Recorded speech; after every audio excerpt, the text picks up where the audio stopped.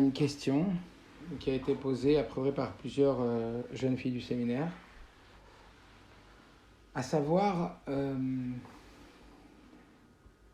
compte tenu des attentes que Dieu a de chacune d'entre vous, d'entre nous, compte tenu des attentes que les parents ils ont de chacune d'entre vous, compte tenu de devoir faire de son mieux, etc. Dans tout ça, où il est le moi? Où je me retrouve? Comment je peux quelque part exister au travers mes propres aspirations? Akadosh Baruch Hu, il nous a donné un libre arbitre. Akadosh Baruch Hu nous a donné le choix. Comment en réalité, on va dire, positionner et laisser de la place au choix, alors que on n'a pas toujours l'impression que ce qu'on attend de nous corresponde à ce qu'on veut. Il y a ce qu'on veut et il y a ce que Akadosh Baruch Hu il veut, il y a ce que les parents ils veulent, il y a ce que on va dire la société elle veut. Et comment réussir à pouvoir, si j'ai bien compris, s'épanouir? Et comment tout ça, ça fonctionne avec Batel Retzonecha Mipnei Retzono, annule ta volonté dans sa volonté pour qu'il fasse de sa volonté ta volonté, comme on apprend dans Pirkei Avot. J'espère que c'est un petit peu à peu près ça, la question. Peut-être je peux répondre si c'est oui ou non. Peut-être Madame Maroche, c'est ça? D'accord. Donc on va travailler là-dessus, on va réfléchir là-dessus. Évidemment, Eitem, avec Inyana de Yoma, avec le sujet du jour, puisqu'on est maintenant J-3, on est à quelques heures de Matan Torah. Et donc comment associer ces choses qui paraissent si compliquées? Alors d'abord aborder ce sujet au travers une définition de la liberté. Qu'est-ce que la liberté? Ça veut dire quoi être libre? Et plus précisément, on sait qu'Akadosh Baruch Hu, il nous a donné les 10 commandements qui étaient non plus écrits mais gravés.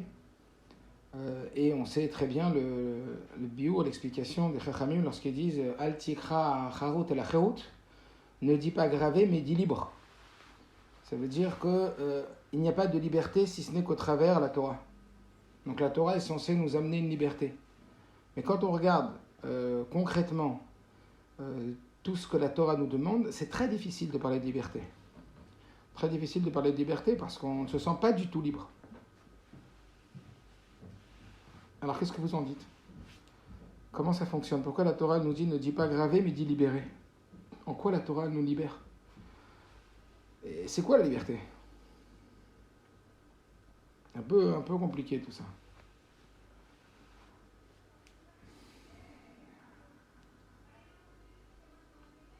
Ça veut dire quoi être libre? Est-ce que ça veut dire faire ce qu'on veut? Et est-ce qu'en vérité, quand on dit qu'on fait ce qu'on veut, est-ce que vraiment on fait ce qu'on veut? C'est quoi faire ce qu'on veut? Faire ce qu'on a envie? Quand on a envie? Est-ce qu'être libre, c'est suivre ses envies? Alors déjà, pour rentrer un petit peu dans le sujet, il y a une sikha du Rabbi qui explique très très clairement la définition de la liberté. Évidemment, vous le savez, la liberté, c'est pas faire ce qu'on veut. C'est pas vraiment faire ce qu'on veut. Parce qu'une personne qui aurait envie, d'abord, ça veut dire quoi faire ce qu'on veut? Et est-ce que c'est vraiment ce que l'on veut? Parce que, vous le savez, on subit des influences. On subit des influences conscientes et des influences inconscientes.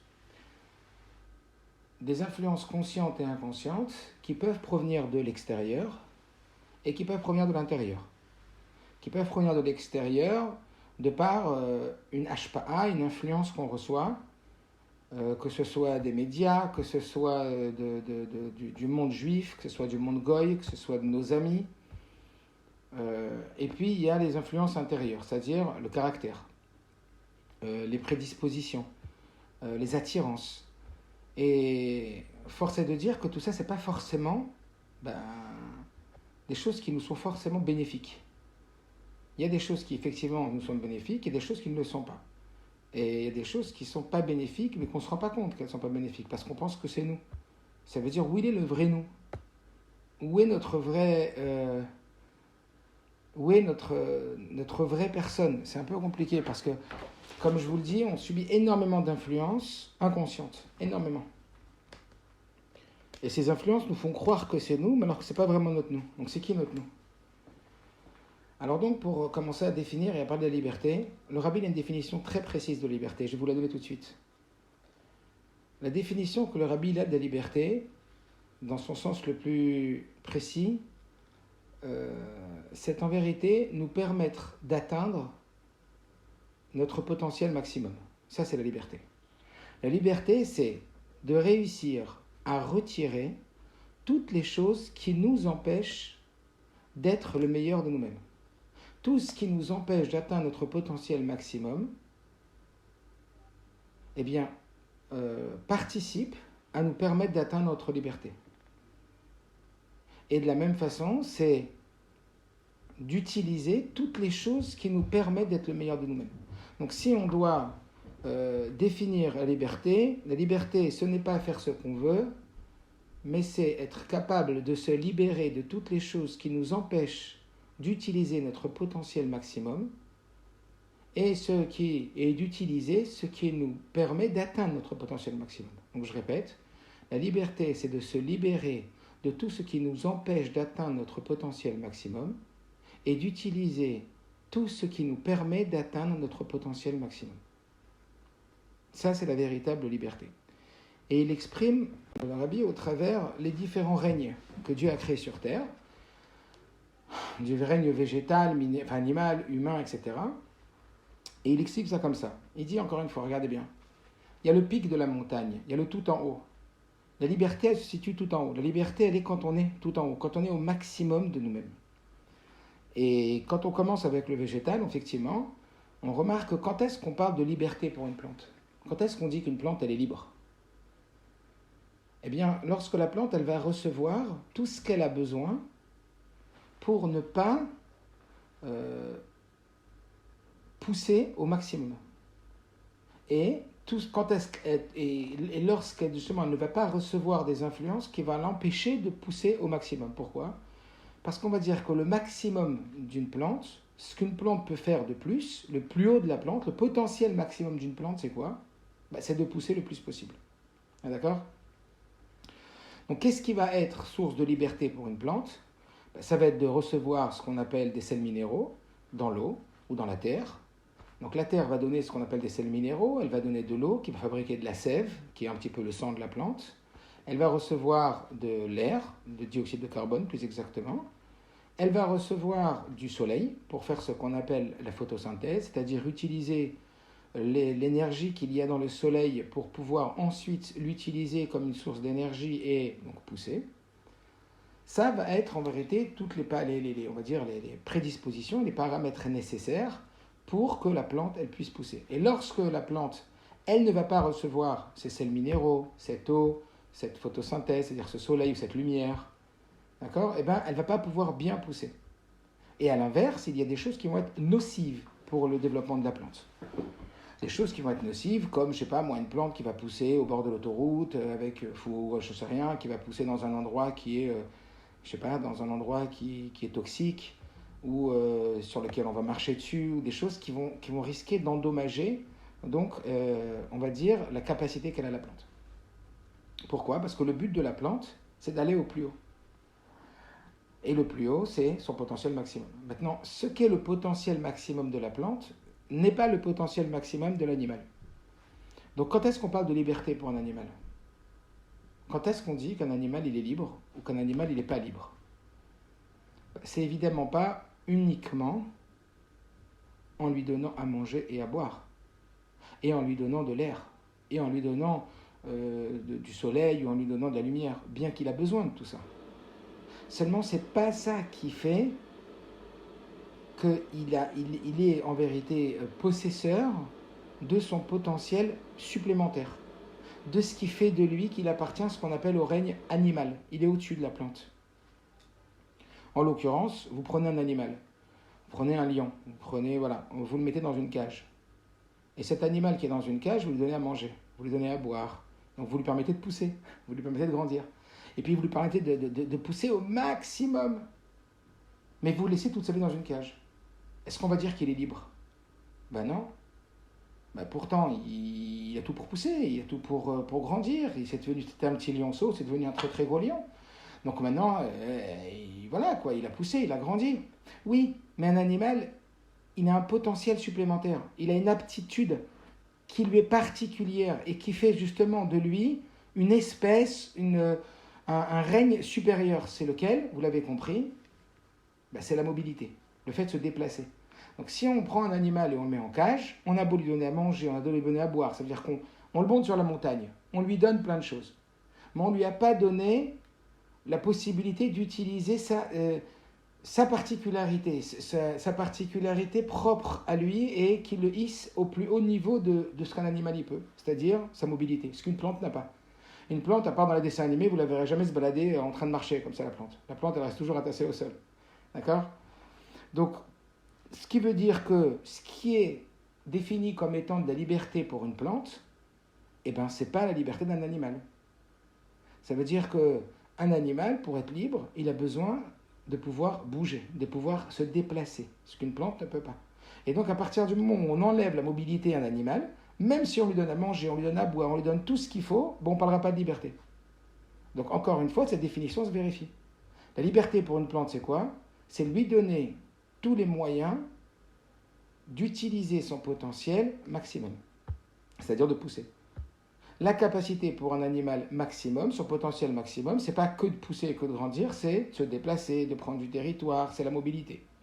Donc à partir du moment où on enlève la mobilité à un animal, on enlève sa liberté. On dit, il est plus libre, il a perdu sa liberté.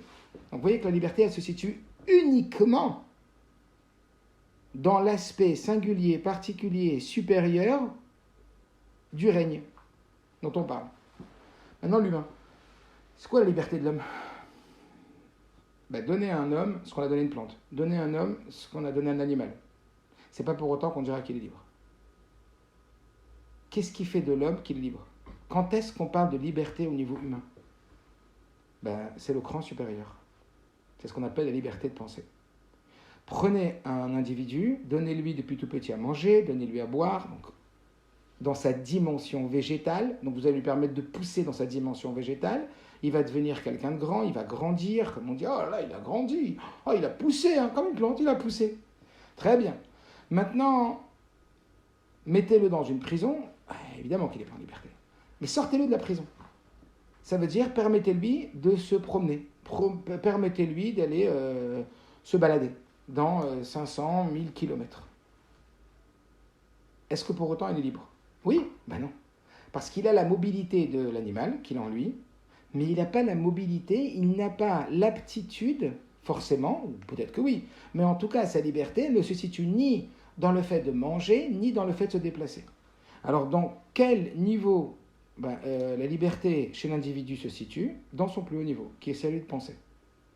Donc s'il y a une personne, on lui interdit de penser comme lui il a envie de penser, on lui impose de penser comme on lui demande de penser, comme à l'époque, vous l'avez certainement connu en histoire, en ce qui concerne le communisme ou dans tous les Sipurei Chassidim, qu'on voit que les Juifs, il y avait des interdictions de pratiquer le judaïsme, de pratiquer Torah Mitzvot, ou que ce soit des politiciens qui avaient une vision différente du gouvernement qui régissait donc le pays dans lequel ils vivaient, comme par exemple donc, le communisme, l'apartheid, ou plein de choses comme ça, eh bien, les personnes ils n'étaient pas libres. Parce qu'en vérité, la valeur ajoutée de l'homme, la supériorité de l'homme, c'est sa liberté de penser. Donc à partir du moment où tu enlèves à l'homme la liberté de penser, tu lui enlèves sa liberté. Même si tu le laisses se déplacer et si tu le laisses se nourrir. Parce qu'encore une fois, la définition de la liberté se vérifie. La liberté, c'est de pouvoir utiliser son potentiel maximum.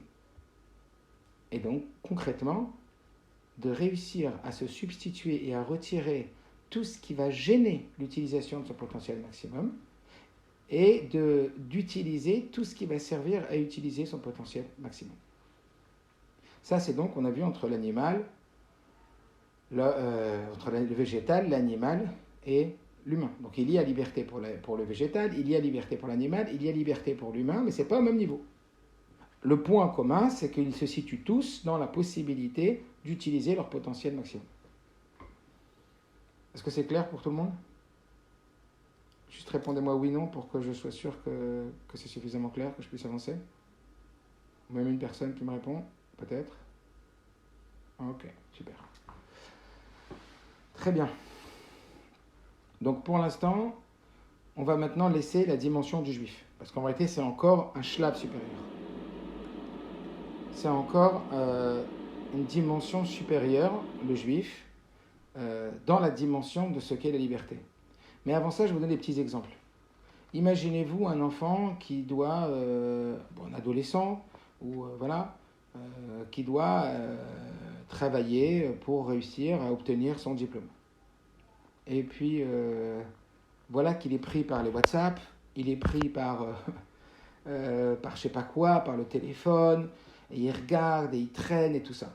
Et puis sa maman, elle lui dit, écoute, désolé, maintenant il faut que tu travailles. Je ne te vois pas travailler, il y a ton diplôme qui arrive. Maman, écoute, je fais ce que je veux là. Je suis libre. Laisse-moi libre de faire ce que je veux. Mais non, ma fille, t'es pas libre. Parce que si maintenant ton téléphone, il t'impose, ou il t'oblige, ou il te pousse à ne pas réviser, c'est le contraire de ta liberté. Il est en train de servir ou de desservir ta liberté. Alors là, maintenant, t'as l'impression que de pouvoir faire ce que tu veux maintenant, c'est ça la liberté. Je suis libre de faire ce que je veux, maintenant. Eh bien non, parce que ça ne va pas vraiment servir ta liberté. Parce que ça va t'empêcher de pouvoir avoir ton diplôme. Ça va t'empêcher de pouvoir avoir le métier que tu souhaitais avoir et donc avoir un épanouissement de ta personne au travers l'utilisation de ta personne dans le domaine que tu vas exploiter. Donc en vérité, tu as l'impression que c'est de la liberté. Mais ce n'est pas de la liberté. Un enfant lui dit à 9h tu dois aller au lit, 8h30, 9h tu dois aller au lit. Non, je fais ce que je veux, laisse-moi libre, j'ai envie d'aller au lit à minuit, je vais à minuit. Oui, mais demain tu as école à 7h. Oui, mais ça va, je me réveillerai, de toute façon je fais ce que je veux, je suis libre. Mais non, être libre c'est aller au lit à 9h. Être libre c'est pas aller au lit à minuit ou 1h. Parce que si tu vas au lit à minuit ou 1h du matin, demain matin comment tu vas être pour aller à l'école? Évidemment que tu vas t'épuiser, tu vas être fatigué, parce qu'à ton âge, on a besoin de 9 heures de sommeil ou 8 heures de sommeil. Mais si dors à 3 heures du matin, parce que sous prétexte que je fais ce que je veux, tu fais pas ce que tu veux, tu es en train de te faire piéger. Et plus tard, tu vas te rendre compte. C'est bien plus tard quand tu vas te rendre compte. Purée, quand j'étais jeune, j'ai pas été réglé. En vérité, j'ai pas reçu assez de règles à respecter. Et ces règles-là, elles étaient les garants de ma liberté. Parce que si j'avais respecté ces règles, alors j'aurais pu optimiser mes capacités. Et dans ce cas-là, j'aurais pu aller au plus haut de ce que j'aurais pu être. Et après, j'aurais pu avoir une vie, toute ma vie, qui ressemble à celle que je voulais avoir. Autre exemple, un diabétique. Quelqu'un qui a du diabète. Il a un problème de santé et il a, vous savez, un taux de sang compliqué, un taux de sucre compliqué dans le sang. Et c'est Mesoukan. Ça veut dire que Pachout, il est en danger. Et lui, il voit, je sais pas, il y a une Brit Mila, il y a un super buffet. Et lui, il va se ruer sur les gâteaux. Il adore le sucre, il est attiré par le sucre, il est addict au sucre. Et il veut manger un gâteau. Et tu dis, non, tu manges pas de gâteau, toi. Je dis, mais enfin, tu plaisantes. Je mange pas de gâteau. Mais laisse-moi libre, je fais ce que je veux. Je suis libre. Non, être libre, c'est de ne pas manger de gâteau. Être libre, c'est pas manger le gâteau. Parce que ce gâteau va te nuire. Donc toute chose qui te nuit et qui va faire que tu vas peut-être vivre moins longtemps et qui va faire que tu vas peut-être que Dieu préserve, perdre la vue parce que les diabétiques ils font pas attention, il peut y avoir des déficiences à plein de niveaux, dont la vue et plein de choses. Mais tu n'as pas compris. C'est pas en train de t'amener à de la liberté, c'est en train d'être une prison pour toi, mais une prison où tu ne vois pas pour l'instant le fait que c'est une prison. Mais en tout cas, ça va t'enlever. Ça va t'enlever de la vie, ça va t'enlever de la santé. Est-ce que vous comprenez? Vous allez voir un médecin, le médecin, troisième exemple, le médecin, il vous dit, voilà, il faut suivre tel et tel traitement ou il faut se faire opérer. Ouais, je suis libre de choisir ce que je veux. Non.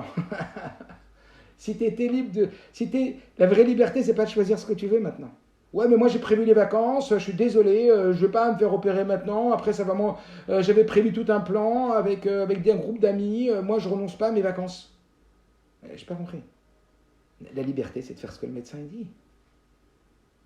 Parce que c'est grâce à ça qu'à terme, tu vas pouvoir vivre le mieux, le plus longtemps possible et le mieux possible. Donc même si à l'instant T, tu as l'impression que c'est des règles qui t'emprisonnent, en réalité, c'est pas vrai, c'est ça qui te permet la liberté. Donc quelque part, les règles sont source de liberté. Vous vous rappelez de ce fameux Rashi qui dit qu'un jour un médecin il est rentré dans une salle où il y avait 2 patients et un qui était très très malade au bord de Hashem Ishmor, quoi. Il y a toute une sirah de Rabbi là-dessus. Et qu'il est au bord de Shriv Mera, ça veut dire qu'il est au bord du départ de ce monde. Et le médecin, il lui dit, bon, lui, il a eu tout son staff, donc, là, voilà, on va dire le professeur, il dit aux internes, aux infirmières, lui, laissez-le manger ce qu'il veut. Et puis il y a l'autre d'à côté, et il va beaucoup, beaucoup mieux. Ça veut dire que lui, il est en bien meilleure santé. Et il regarde son diagnostic, il dit, oula, alors lui, régime alimentaire, pas de sucre, pas de sel, il devra faire attention à avoir tel et tel antibiotique. Et tu comprends rien, il dit, qu'est-ce que vous voulez avec moi? Je n'ai pas compris. Avec lui, vous lui permettez tout ce qu'il veut, et avec moi, vous me demandez autant de règles. Et vous connaissez la suite, vous connaissez Salman Rashi. Ah oui, parce que lui, il est condamné, mais pas toi. Ça veut dire que toi, tu peux encore avoir de la vie. Donc évidemment qu'on est plus rigoureux avec toi. Aujourd'hui, je ne sais pas si vous êtes au courant, mais il y a une nouvelle loi qui est passée, que si on attrape quelqu'un avec son téléphone dans la main en train de conduire, on lui enlève immédiatement son permis de conduire. C'est quoi la liberté? C'est de prendre son téléphone ou de ne pas le prendre. C'est quoi la liberté? C'est de prendre son téléphone ou de ne pas prendre son téléphone, la liberté. C'est de prendre son téléphone si j'ai envie. Si j'ai envie, je le prends. Mais non! Parce que si le policier il t'arrête, tu ne pourras plus conduire. Donc ça va t'enlever le permis de conduire. Donc ça va t'enlever l'autorisation de conduire. Donc en vérité, cette soi-disant liberté n'en est pas une parce qu'elle va te retirer la possibilité de conduire. Donc vous comprenez la raison pour laquelle la liberté est conditionnée par des règles. La liberté est conditionnée par des règles. Et si tu ne respectes pas les règles, c'est là que tu perds ta liberté. Alors après, les règles, évidemment, elles sont différentes. Dans tout ce que j'ai cité comme exemple, elles sont très très différentes. En fonction de la personne, en fonction de la situation, en fonction de si c'est une plante, en fonction de si c'est un animal, en fonction de si c'est un homme, en fonction de si c'est un juif. Vous comprenez? En fonction de la situation, il y a des règles qui sont différentes. Mais pour pouvoir profiter de sa liberté, ça veut dire quoi liberté? Ça veut dire avoir la possibilité d'utiliser et d'être dans le meilleur de soi-même. Alors vous l'avez compris peut-être, c'est quoi maintenant la dimension du juif? On a parlé du végétal, de l'animal, de l'humain. La liberté chez le végétal, c'est de pousser, parce que c'est ce qui peut le plus. La liberté chez l'animal, c'est de se déplacer, sa mobilité, parce que c'est ce qui peut le plus. Et la liberté chez l'humain, c'est l'esprit critique. C'est la liberté d'esprit, parce que justement, il peut donc atteindre cette liberté d'esprit. Et chez le juif, c'est quoi? Mais chez le juif, c'est encore un stade supérieur. C'est que le juif, il a une capacité, un pouvoir que quiconque autre n'a pas, c'est de transformer la matérialité en spiritualité. C'est de transformer la temporalité en intemporalité. C'est que quand lui, il va faire une mitzvah, il va utiliser un objet gashmi, il va utiliser un objet matériel, et il va créer à ce moment-là une influence et un acte qui va rester en réalité éternel. Rabbi donne l'exemple d'une personne qui met la pièce à la tzedaka. Quand on met une pièce à la tzedaka, cet acte, il vous suivra le olam va'ed, pour toujours, dans la dimension de l'éternité. Voilà pourquoi on nous dit que, qu'on appelle ça, que kol yemot ha-Mashiach v'tchiat ha-metim, que tous les jours de Mashiach et la résurrection des morts, talui b'ma'asenu v'avodatenu b'mesher zman hagalut, dépendra de nos actions et de notre travail pendant la galoute. Ça veut dire que tout ce qu'on va avoir plus tard ne sera que le fruit de ce que l'on a semé aujourd'hui. Toutes nos actions, en vérité, sont des graines que l'on plante. D'où la Mishnah qui dit c'est meilleur un instant de tchouva sur terre et de bonnes actions que tout le monde futur. Pourquoi? Parce que dans le monde futur, on sera uniquement dans le profit. Alors qu'aujourd'hui, on est dans la plantation des graines. Donc tout se joue aujourd'hui. Mais comment?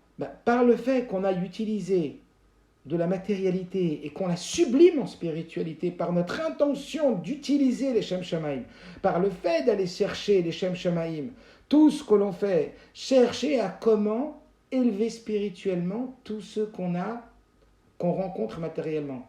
En d'autres mots, mettre une intention spirituelle à chaque action matérielle. Que chaque action matérielle, de plus en plus, qu'on s'approprie cela, qu'on commence à le vivre.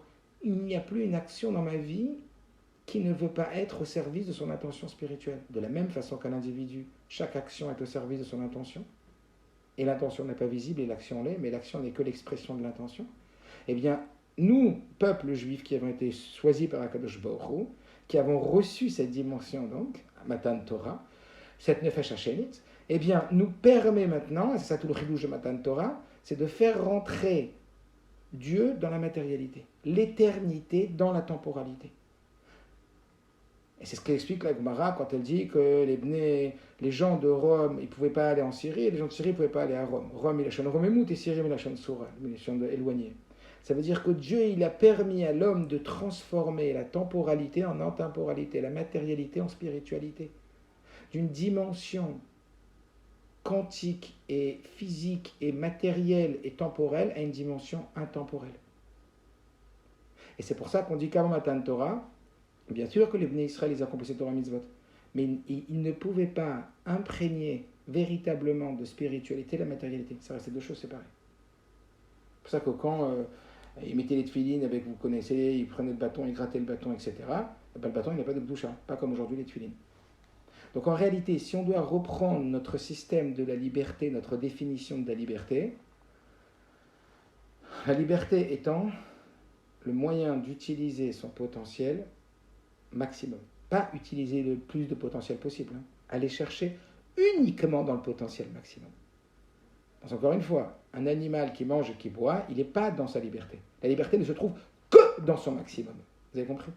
Donc, encore une fois, la liberté, c'est l'utilisation de ce potentiel maximum. Et toutes les choses qui me permettent d'atteindre mon potentiel maximum sont appelées au service de ma liberté. Toutes les choses qui m'empêchent d'utiliser mon potentiel maximum sont appelées des obstacles à la liberté, le contraire de la liberté.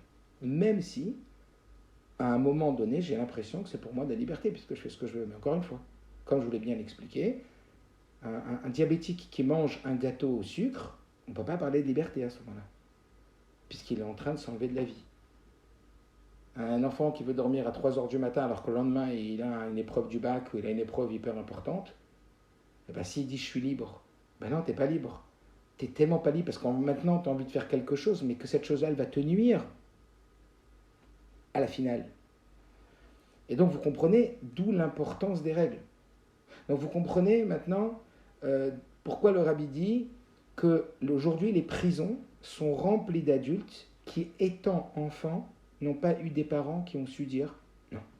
Je répète, les prisons sont remplies d'adultes, qui, étant enfants, n'ont pas eu des parents qui ont su dire non.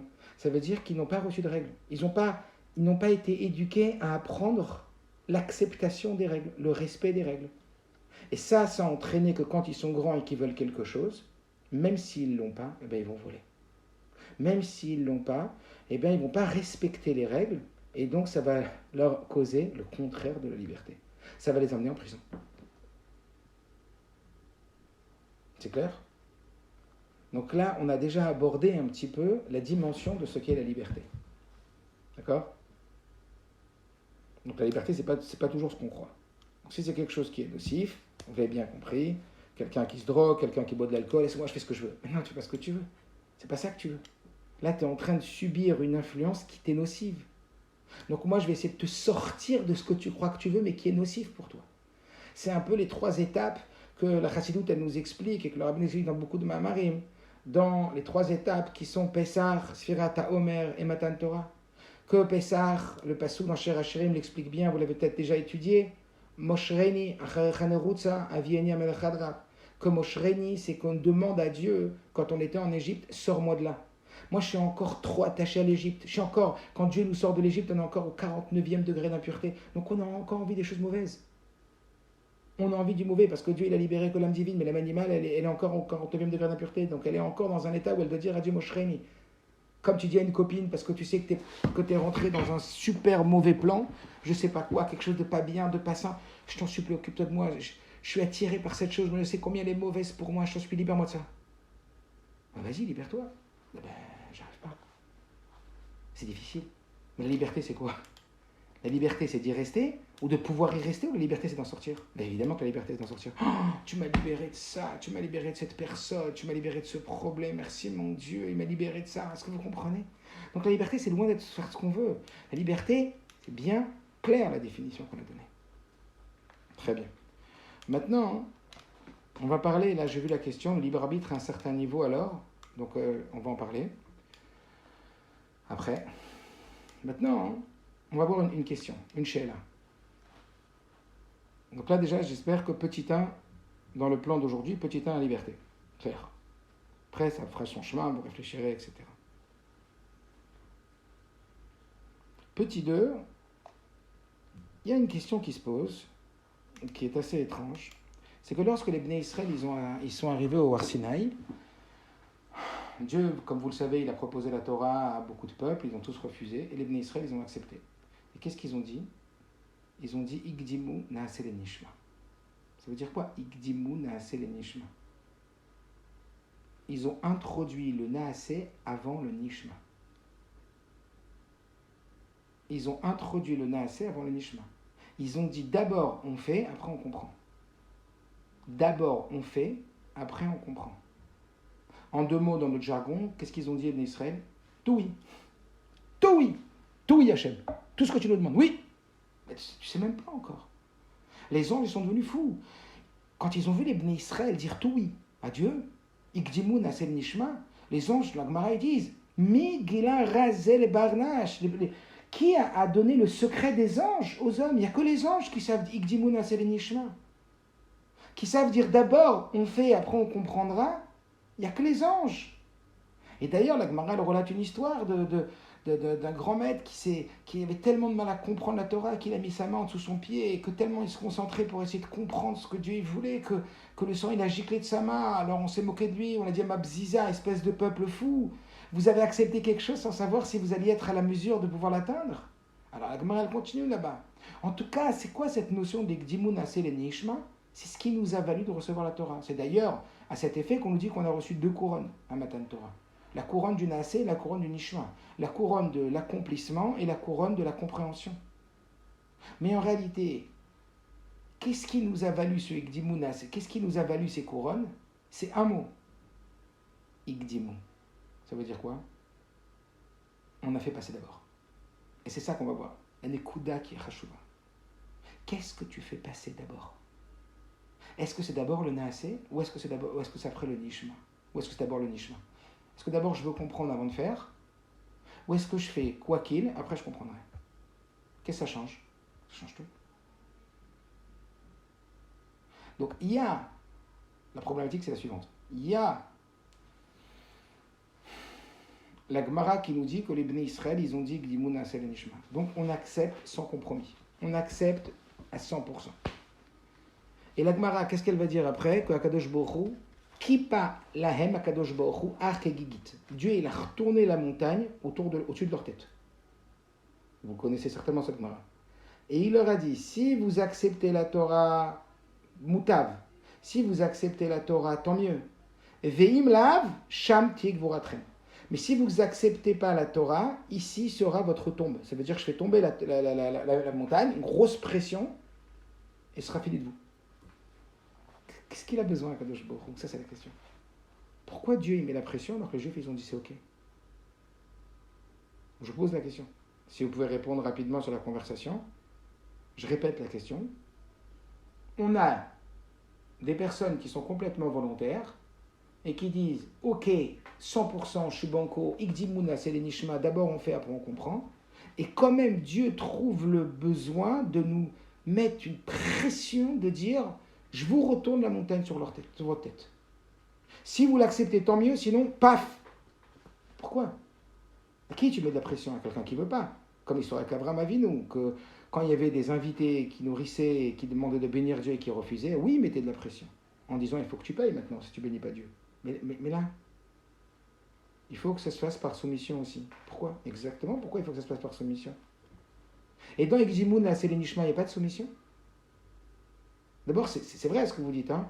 Il faut que ça se fasse par soumission aussi. C'est vrai qu'il faut que ça se fasse par soumission. Mais quand on dit que Dimuna Sevenishma, c'est pas de la soumission, c'est pas justement ça qui nous a valu que les anges ils nous disent mais d'où ils savent? Un humain, il veut toujours comprendre avant de faire. Mais vous voyez bien vous-même quand on vous demande de faire quelque chose. Tiens, levez-vous. Je vous demande de vous lever là. Je vous vois pas, vous êtes caché, je vous demande de vous lever. Combien il y en a qui sont levés? Pas levés? C'est plus facile d'accepter sans contrainte qu'avec une contrainte. C'est vrai ça. C'est vrai que c'est plus facile d'accepter sans contrainte qu'avec une contrainte. Mais si déjà on a accepté, pourquoi une contrainte supplémentaire? Accepter avec confiance, voilà, ils ont accepté avec confiance. Ils ont dit que Dimuna Sevenishma, c'est pas la confiance, ça. C'est pas le signe de la confiance la plus absolue que de dire Dimuna Sevenishma. Alors en réalité, pour comprendre cette question, donc j'espère qu'elle est bien claire chez vous, pourquoi Dieu a eu besoin de mettre une pression de la montagne sur leur tête alors que déjà ils avaient dit Eximuna Sevenishma. Ils avaient accepté par amour. Avec amour et maintenant avec crainte. D'accord? Mais ça veut dire pourquoi faire la crainte s'il y a déjà l'amour? S'il y a déjà l'amour, s'il y a déjà la crainte, l'amour, pourquoi faire la crainte? Quel est l'intérêt de la crainte quand il y a de l'amour? Attendez juste pour la fin d'une seconde.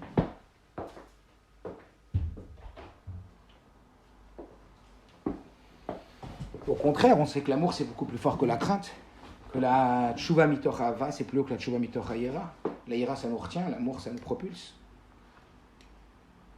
Alors on va réfléchir à deux concepts. Laissez pour l'instant cette question et revenons à ce principe même de Igdimuna Selenishma. C'est quoi Igdimuna Selenishma? Avant de réfléchir à cette question-là, de pourquoi Dieu il a eu besoin de mettre un achat supplémentaire. C'est quoi Igdimuna Selenishma?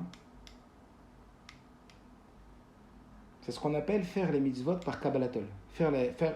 Accepter la volonté divine par soumission. D'accord? Igdimuna Sevenishma, ça veut dire je fais ce que tu me dis quoi qu'il arrive. Même si je ne comprends pas. Donc ici, il y a une ma'ala, une qualité, c'est ce qu'on appelle la soumission. On est soumis à Kadosh Baruch Hu. Maintenant, réfléchissez, dites-moi, dans le Naaseh, il y a des avantages dans le Naaseh, dans la soumission, dans l'action, sans comprendre, il y a des avantages et des inconvénients. Dans le Nishma, dans la compréhension, il y a des avantages et des inconvénients. Dites-moi lesquels. Dites-moi lesquels. Qu'est-ce qu'il y a de plus dans la soumission qu'il n'y a pas dans la compréhension? Et qu'est-ce qu'il y a de plus dans la compréhension qu'il n'y a pas dans la soumission?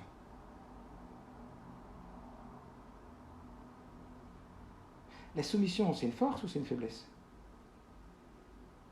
On a l'impression que la soumission, c'est une faiblesse. Parce que quand tu es soumis, tu es faible. Pas du tout. La soumission, c'est le plus grand pouvoir que la Mila. Il n'y a pas plus pouvoir que la soumission. Parce que la soumission, je vous laisse déjà répondre. Est-ce que quelqu'un il veut répondre ou quoi? Allez, avantages et défauts de la soumission. Avantages et défauts de la compréhension. Pourquoi est-ce que tout ce qui nous a valu la Torah, c'est d'abord la soumission avant la compréhension? Et attention, ça ne veut pas dire, comme le Rabbi dit dans une sikha, qu'il ne faut pas de compréhension. Bien sûr qu'il faut de la compréhension. Mais il faut juste que la soumission, elle passe avant la compréhension. Et pour comprendre ça, allons comprendre c'est quoi l'avantage et les défauts de la soumission. Il y a quelqu'un qui veut dire quelque chose ou j'avance?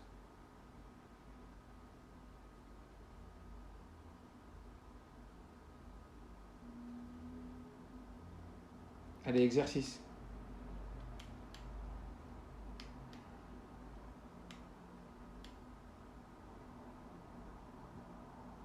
On n'en est pas? Ok. Qualité de la soumission. En faisant on comprend en se soumettant, on le fait après par amour. Soumission, manque de kiff. En faisant, on comprend, en se soumettant, on le fait après par amour. C'est pas évident ça. Soumission, manque de kiff. Ah bah oui. En général, quand on est soumis, quand vous faites les choses parce qu'on vous les impose, comme vous avez dit tout à l'heure, c'est beaucoup plus difficile. Alors on va dire comme ça, c'est juste une réflexion. Je n'ai pas dit que ça limite la soumission et la compréhension à ce que je vais dire. C'est juste une petite réflexion.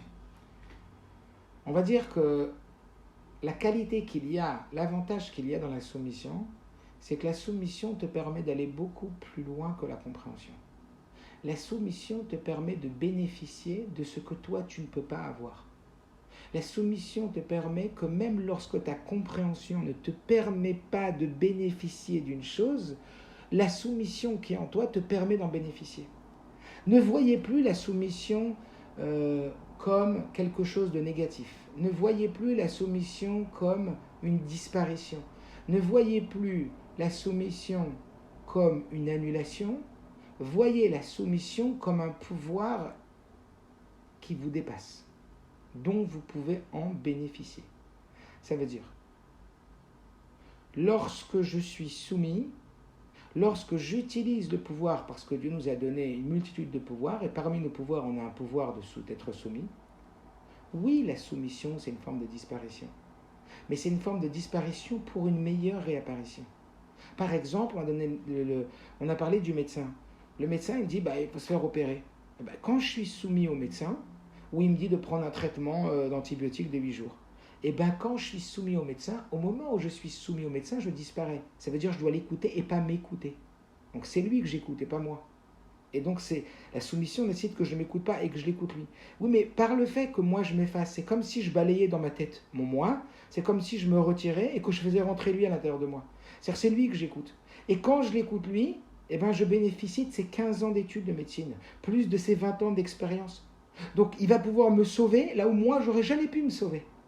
Il va me sauver la vie, mais moi j'aurais jamais pu me sauver la vie.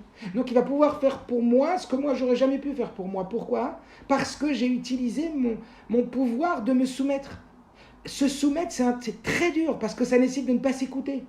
Moi, je suis balagan, j'ai pas l'habitude d'être sérieux, prendre les médicaments. Oui, mais le médecin, il a dit, tu prends pas 8 jours d'antibiotiques, ça va revenir. Le virus, attention. Vous voyez bien, les gens qui ont trop reproché aux Juifs de pas être assez soumis, de pas faire acheter les choses comme les règles elles ont voulu. C'est pour ça qu'il y a eu beaucoup de Juifs qui ont été touchés, etc. Donc, on voit bien que par cet exemple-là, ou par plein d'autres exemples, là, je vais donner un exemple dans la médecine, mais un exemple aussi dans la dimension de l'apprentissage. Chochma, c'est koachma. C'est qu'est-ce qui va faire de toi quelqu'un de très grande par rapport à toi-même, c'est ta capacité à te soumettre. Se soumettre, là, par exemple, maintenant, c'est se concentrer. C'est vider son esprit, c'est se vider complètement de votre vie et vous remplir de ce qu'on est en train de dire maintenant. Et plus vous arrivez à vous soumettre maintenant, dans le sens à écouter ce que je dis, ça ne veut pas dire que demain vous allez continuer ou tout à l'heure vous serez forcément d'accord avec moi. Mais pour pouvoir m'entendre, pour pouvoir profiter de ce que je suis en train de dire, il va falloir que vous fassiez un travail de vide à l'intérieur de vous. Le vide, c'est celui qui permet le remplissage. Et ça, le Rabbi l'a largement expliqué avec l'histoire de la seringue. Je ne sais pas si vous avez déjà entendu parler. En tout cas, le vide, c'est lui qui permet le remplissage. Une bouteille qui est remplie, on ne peut pas la remplir. Une bouteille qui est vide, on peut la remplir. Un chacham, c'est quelqu'un qui sait se vider. Alomène Mikol Adam. Donc l'idée de la soumission, c'est le plus grand pouvoir que l'homme a parce que ça lui permet de se remplir de la connaissance de l'autre. Si je suis soumis dans le sens soumis apprentissage au professeur, parce que je parle d'enseignement, ma capacité à me soumettre, c'est-à-dire ma concentration, c'est quoi la concentration ? C'est justement le vidage de la tête, il va me permettre un remplissage de fou. Et donc plus je suis soumis dans mes études, et plus je vais devenir un crack quand je vais sortir de ces études. Donc en vérité, cette soumission me permet de bénéficier de ce que l'autre a à m'apporter. Alors, en matière d'apprentissage, ce que ma tête me permet de comprendre, je vais aller le chercher, alors que je ne le comprenais pas hier, je ne le comprends pas maintenant. Maintenant qu'il va me l'expliquer, il va m'offrir quelque chose dont je ne pouvais pas moi-même l'apprendre seul. Donc la soumission, c'est mon meilleur allié, mon meilleur ami, c'est la soumission. Parce que c'est lui qui me permet de m'enrichir des autres, de devenir plus grand, de devenir plus fort, de devenir plus performant. Ça, c'est en termes éducatifs, en termes d'apprentissage. Mais en termes médicaux, comme je vous l'ai dit, il va écouter aux règles précises le médecin, mais il va bénéficier de la connaissance, il va bénéficier de l'expérience du médecin. Demain, il va se lancer dans le business, il va se lancer dans l'immobilier, il va se lancer dans la comptabilité. Vous allez, je sais pas, il se lance dans un bet rabad. Il veut ouvrir un bet rabad, il veut ouvrir une choule, il veut faire un grand irgoun. Et il va dire, tu sais quoi, moi j'ouvre pas, d'abord j'apprends. Avant de me lancer n'importe comment et de vouloir commencer à zéro et de me casser la figure je ne sais combien de fois pour apprendre, autant aller apprendre chez ceux qui ont déjà l'expérience. Et donc il va faire une formation. C'est quoi une formation? Une formation nécessite une énorme soumission. Une soumission à l'apprentissage. Et c'est lui qui va me permettre de commencer beaucoup plus haut. Donc en vérité, la soumission, c'est extraordinaire pour nous. Donc la soumission, c'est comme si je vous disais, c'est efface-toi pour devenir plus grand. Quand on est battel, on n'est pas battel tout court, on est battel à quelqu'un. Quand on dit je suis battel au rabbi, je suis soumis au rabbi, ça veut dire que je fais ce que le rabbi dit. Donc être soumis, c'est pas être battel dans le sens yoshev ou battel, que je mets les bras croisés comme ça, je m'assois et j'attends que ça se passe et que je fais rien. C'est pas ça le bitoul, ça c'est pas du bitoul. Le bitoul, c'est quand j'ai un maître qui me donne des prescriptions précises. Fais chitat, fais rambam, fais les tilachim le matin, fais telle chose, apprends telle chose, comporte-toi de cette façon. Comme on dit, les anagot et la drachot chassidique, les comportements. Ça, c'est le bitoul. Et je vais écouter ce qu'il va me dire pour devenir lui. Alors, pas vraiment lui, mais pour me hisser. Attache-toi au capitaine et tu deviendras un capitaine. Toi, tu n'étais pas au niveau de le devenir. Mais le fait que toi, tu vas te soumettre à lui, tu vas te vider à l'intérieur de toi, tu vas te remplir de lui. Moi, je ne veux pas exister. Moi, je vais exister au travers de toi. Oh, ah ouais, tu n'as pas d'autonomie, il n'a pas de personnalité. Mais pas du tout. Tu vas voir. Elle va réapparaître, ma personnalité. C'est pour ça, Ikdimoun Nasel Nishma, le rabbi dit, c'est pas écrit Nasé tout court. Ce qui a valu aux Juifs de recevoir la Torah, c'est pas que le Nasé. C'est pas que le bitoul. C'est le bitoul et la compréhension. Et dans cet ordre. C'est dans cet ordre que cela leur a valu la Torah. C'est-à-dire que ce niveau, tu vas l'atteindre par le Ikdimoun Nasel Nishma. Par le fait, si c'est ça qui a donné la Torah, c'est ça le Kéli pour recevoir la Torah. Place-toi devant la Torah, d'abord avec soumission, et ensuite avec compréhension. Parce que la soumission nous permet le dépassement de soi, et la compréhension nous permet l'adhésion profonde. La soumission, elle nous permet d'aller là où notre compréhension, si on devait la suivre, eh bien, elle nous aurait empêché d'aller. C'est un peu l'exemple d'une personne qui va chez le rabbi et qui dit « Oh rabbi, voilà, rabbi, je veux bien faire les mitzvot, mais je veux tout comprendre avant de le faire. Je veux comprendre les mitzvot avant de faire les mitzvot. C'est pas comme ça, moi. Si je comprends, je fais. Si je comprends pas, je fais pas. Dites-moi pourquoi les titites, pourquoi les tefilines. Je veux tout comprendre. » Alors le rabbi lui a dit pourquoi lorsque vous allez chez le médecin et que le médecin il vous donne une prescription médicale et il vous donne des antibiotiques à prendre et des médicaments, est-ce que vous dites au médecin voilà, j'aimerais d'abord tout comprendre comment ces antibiotiques qui fonctionnent sur mon corps, j'aimerais comprendre comment les molécules, telle et telle molécule va fonctionner sur la guérison de mon corps. Ou quand vous allez à la pharmacie, vous demandez des explications, pas du tout. Avec Bitoul, vous prenez le médecin, vous prenez la prescription médicale, vous allez à la pharmacie, vous donnez votre carte verte, vous donnez le truc, vous prenez le médicament à chéquette. On lui dit pourquoi? Pourquoi? On lui dit parce que si vous devez comprendre tout comment ça fonctionne, ces antibiotiques et ces médicaments sur vous, vous avez le temps de Chazvé Shalom, de vous imaginez. Donc on lui dit si vous devez comprendre tout ce que vous prenez chez le médecin avant de le prendre, alors il ne pourra pas vous donner la vie sauve, il ne pourra pas vous soigner. Donc à l'image des médicaments, prenez les médicaments comme vous faites avec le médicament, faites-le avec les mitzvot. Prenez les médicaments. Et quand vous allez prendre les médicaments, vous allez vous soigner. Quand vous serez en bonne santé, allez apprendre comment ça fonctionne. Alors sur quoi c'est basé cette soumission? Sur quoi c'est basé que quand tu vas chez le médecin, tu prends les médicaments comme il faut? Et tu ne te poses pas la question, est-ce que la molécule, sur moi, elle va faire ça, est-ce qu'elle va faire ça, elle va faire ça? La base de la soumission, c'est quoi? C'est la confiance. c'est l'aïmouna. La base de la soumission, c'est l'aïmouna. Et vous verrez, plus vous avez confiance en quelqu'un, et plus vous allez vous soumettre à ce qu'il dit, mais dans une perspective positive. Enlevez le côté péjoratif du mot soumission, dans le sens, soumission, ça veut dire que je suis nul. Au contraire, soumission, ça veut dire que oui, je suis nul comme une graine qui devient nulle dans la terre pour pouvoir après devenir un arbre. Cette soumission, c'est la source de mon évolution. Donc bien sûr que je vais être soumis, bien sûr que la soumission est un pouvoir fabuleux.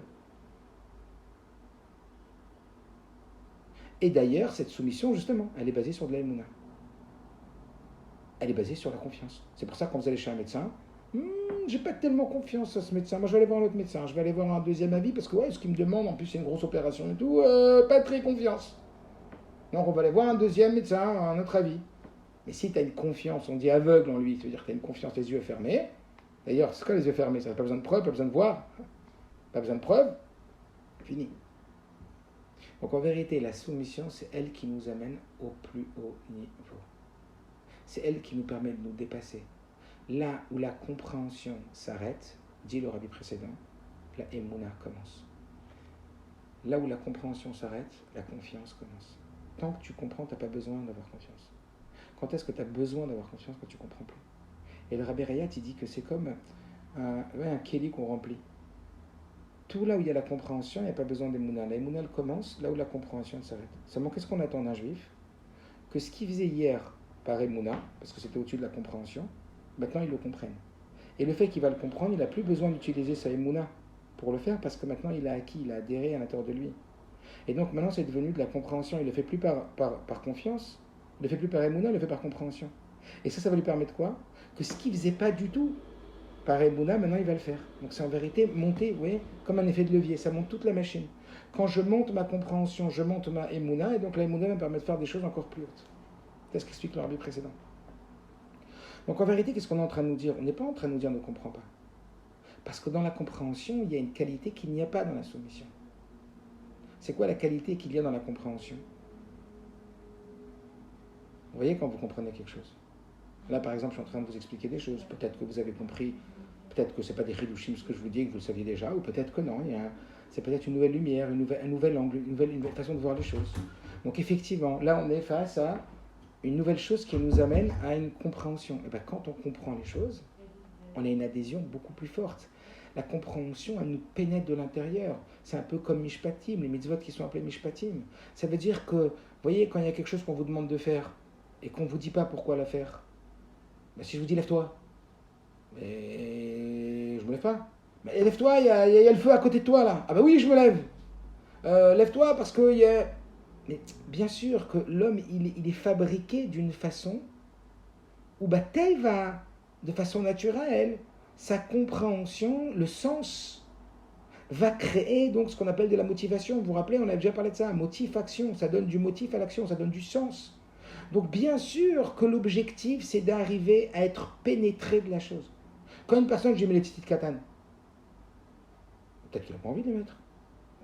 C'est que du bitoul, quoi. Et après, je lui fais un shour sur une sikha, un mahamar, shulchan aruch. Il t'explique c'est quoi la ma'ala, que Dieu, il ne voulait pas donner la mitzvah des tzitzit au début, mais Moshe, il a dit, mais ils vont oublier toutes les mitzvot. Dieu, il a dit, alors je vais te donner une seule mitzvah, la mitzvah du tzitzit. Celle-là, elle va te rappeler toutes les autres mitzvot, parce que dans le tzitzit, on a accompli toutes les mitzvot. Et le Chazon Ish, avant de mourir, il s'est mis à pleurer. On lui a dit, pourquoi tu pleures? Il a dit, pas parce que j'ai peur du monde futur, pas parce que j'ai peur de la mort, mais parce que j'ai pas envie d'arrêter la mitzvah des tzitzit, cette mitzvah-là qui est si précieuse. Et alors tu vas raconter des sipurim, mais tu vas entendre. Ou alors on vous a raconté des choses sur de la Katnerot Shabbat, vous êtes des jeunes femmes. Vous avez parlé de la mitzvah des Nerot, que le rabbi va vous expliquer c'est quoi le koar d'un ner, et après il va nous expliquer la gematria de ner, ner, 2 fois ner ça fait 250, fois 500, et c'est pour ça qu'on allume les bougies de Shabbat, parce qu'un homme il a 248 membres et la femme 252, 242, 252 ça fait 500, et ner, etc., etc., on peut monter, waouh! Et t'écoutes un sipour et le rabbi te raconte qu'avec une bougie, une jeune fille qui était au Gan Israël, un nerf, qu'est-ce que ça a fait? Parce que le corps du nerf, c'est qu'en fait, c'est Chava qui éteint la lumière du monde et que voir allumer la lumière du monde, et ça a une puissance phénoménale. Et que cette femme qui n'arrivait pas à avoir d'enfant, qui était à la bibliothèque, vous vous rappelez peut-être cette histoire, que la Rabbetzan, elle arrive, et elle voit que cette femme de bibliothèque, elle voit qu'il y a marqué Schneerson, elle dit, vous êtes de la famille du Lubavitcher Rebbe, elle dit oui. Elle dit pourquoi? Elle voulait pas dire. Elle dit parce que moi je l'en veux beaucoup, parce qu'il m'a promis que j'allais avoir un enfant, alors que ça fait je sais pas combien, 8 9 ans que j'ai pas d'enfant. Il m'a promis que j'allais avoir un enfant si j'allumais les bougies, et ben j'ai allumé les bougies, j'ai pas eu d'enfant. Et la Rabbetienne, là, quand elle a vu qu'elle n'allait pas gagner des points en étant la femme du Rebbe, elle a dit qu'elle était la femme du Rebbe. Et elle a commencé à rentrer dans les détails. Elle a vu que cette dame, elle finissait le travail à 8h du soir, après le Zman de la Katnerot Shabbat, après l'entrée de Shabbat. Donc elle lui a dit allumer les bougies avant l'entrée de Shabbat. Et quand elle allumait un an après, elle l'a appelé en disant qu'elle a eu un enfant. Waouh! Quand tu prends conscience, quand tu comprends les répercussions, quand tu sais ce que ça a, ben tu adhères. Tu adhères de façon, comme on dit, non seulement comme vous l'avez dit, c'est un kiff, mais c'est toi, c'est toi-même. C'est toi qui le veux. Donc c'est beau. C'est-à-dire c'est bétiage, ça rentre beaucoup plus des pnimiout, ça rentre beaucoup plus à l'intérieur, ça pénètre beaucoup plus, ça crée une adhésion avec son effet Shabbat, avec son moi. Donc voilà pourquoi on nous dit. On nous dit bien sûr que la compréhension est nécessaire. Et je vous dis dans une sira, cette sira dont je vous parle, le rabbi dit, excusez-moi, je change d'ordinateur, le rabbi il parle et il dit, on n'a jamais dit que du naasé. On n'a jamais dit que de la soumission. D'ailleurs, il y a une Girat Kodesh que je me rappelle où le rabbi dit la soumission, c'est comme les fondations d'une maison. Et la compréhension, c'est comme la maison entière. Qui habite dans des fondations? Personne. Personne n'habite dans des fondations. On habite tous dans une maison avec un décor, avec des bibelots, avec des couleurs, avec des murs, avec des lumières. Donc le rabbi dit c'est pas possible de rester à vivre dans des fondations. On ne peut pas rester qu'avec du bitoul. On ne peut pas rester qu'avec de la soumission. On ne tient pas qu'avec la soumission. Donc le ridouche, c'est pas de vivre toute sa vie dans la rasra de la soumission. On est obligé, bitoul, kabbalatol, ok c'est pour mon bien, c'est comme le médecin. Ben oui, je me dis que si le médecin, j'accepte qu'il connaît mieux mon corps que moi-même, parce que si tu prends les médicaments et que tu écoutes le médecin, c'est pourquoi? Parce que tu dis que le médecin, il connaît mieux ton corps que toi-même. D'accord? Faut tourner à l'évidence. Donc si déjà un médecin, il connaît mieux ton corps que toi-même, tu crois que ton créateur, il te connaît pas mieux que toi-même? C'est évident que ton créateur, il te connaît mieux que toi-même. Donc même si toi, tu crois que c'est pas bien pour toi, en vrai, c'est bien pour toi. Parce que le médecin, des fois, il te prendre des trucs, et après, tu commences les médicaments, tu as plus de température. Je n'ai pas compris, c'est ça que c'est bien.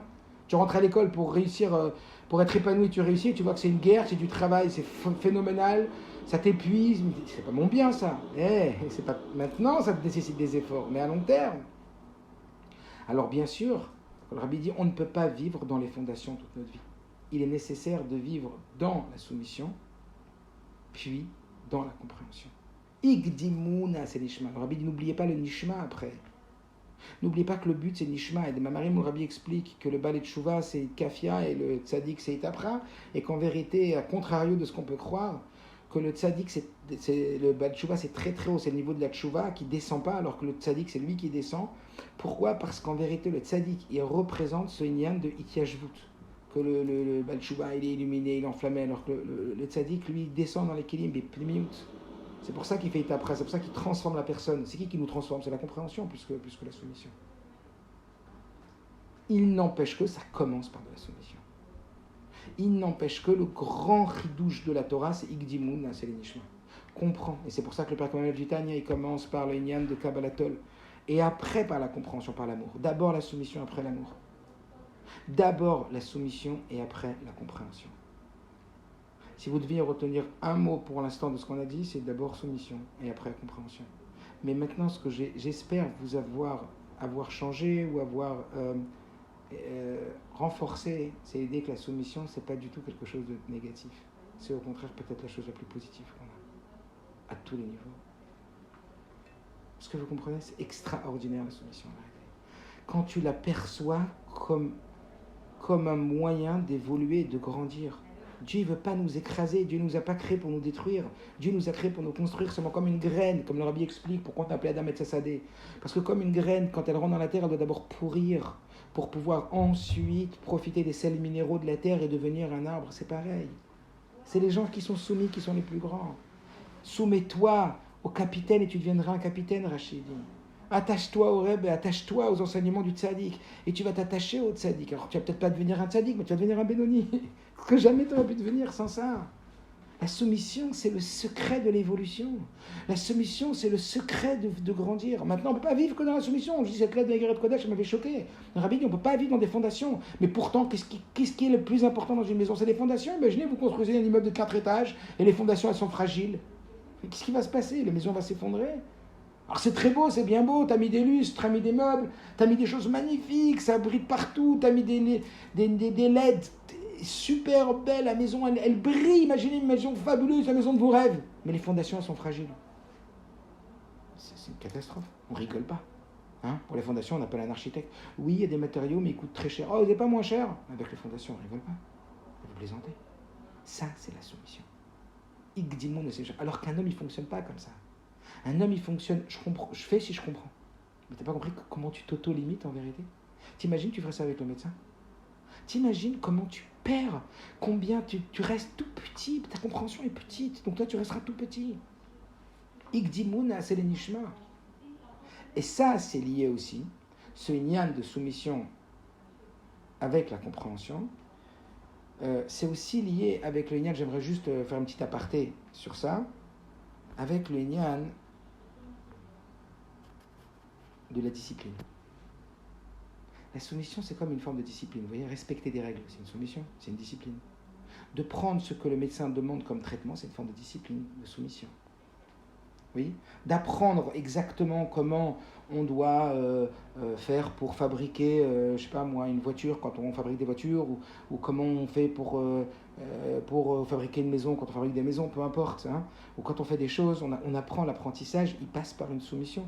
Et cette soumission, c'est une discipline. C'est dur la discipline.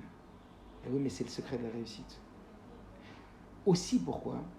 Parce que c'est quoi le plus important? C'est la compréhension ou c'est la soumission? C'est quoi qui va faire qu'on va avancer le plus? C'est l'envie ou c'est la discipline? Alors je parlais avec un ami il y a quelque temps qui était vice-champion de France de boxe française, donc haut niveau, sportif de haut niveau.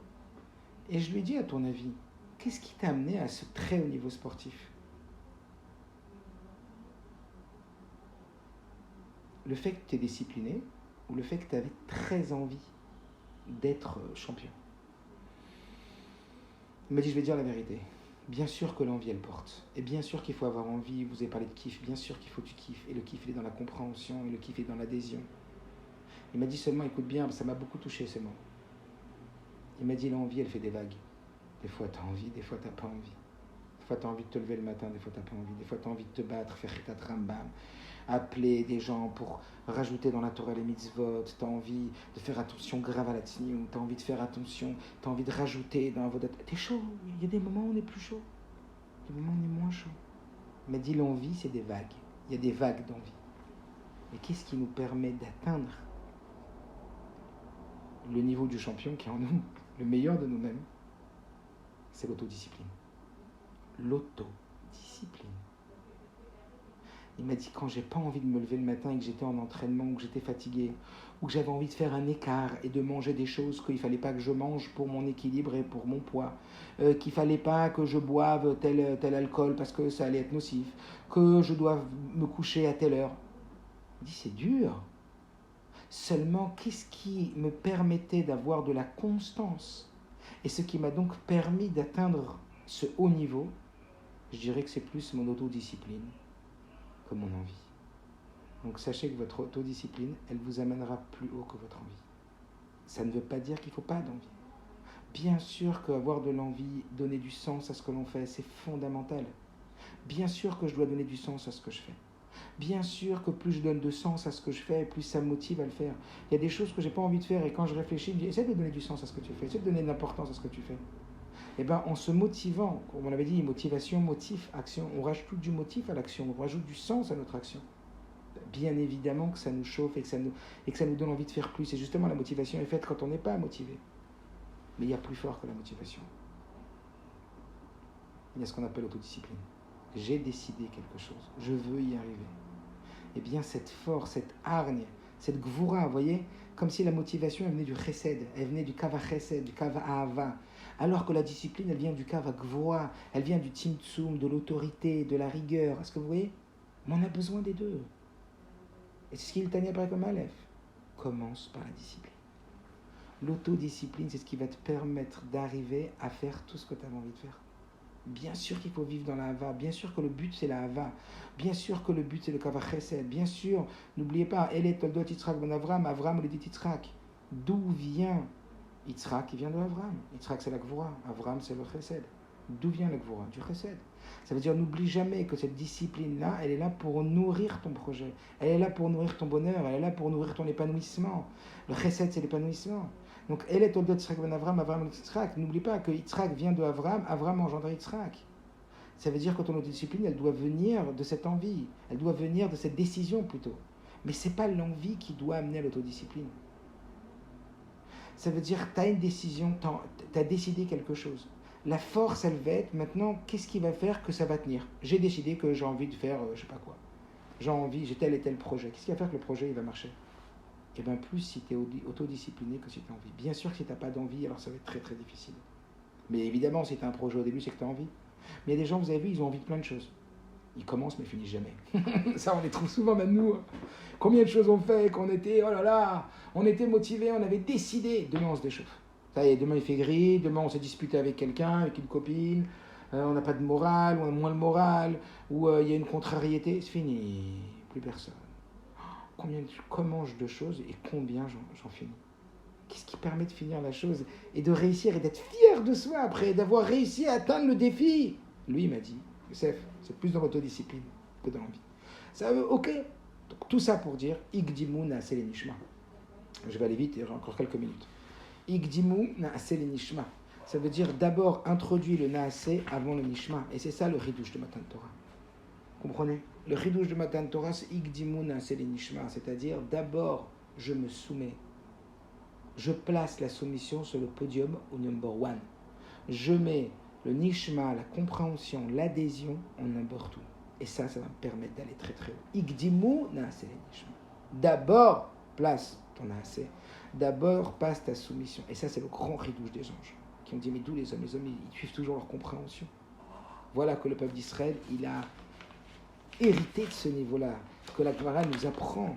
Quand toi tu vas réussir à faire Igdimu naaseh nishma, c'est là que tu vas te mekabel ta Torah. C'est là que tu vas profiter pleinement de la Torah.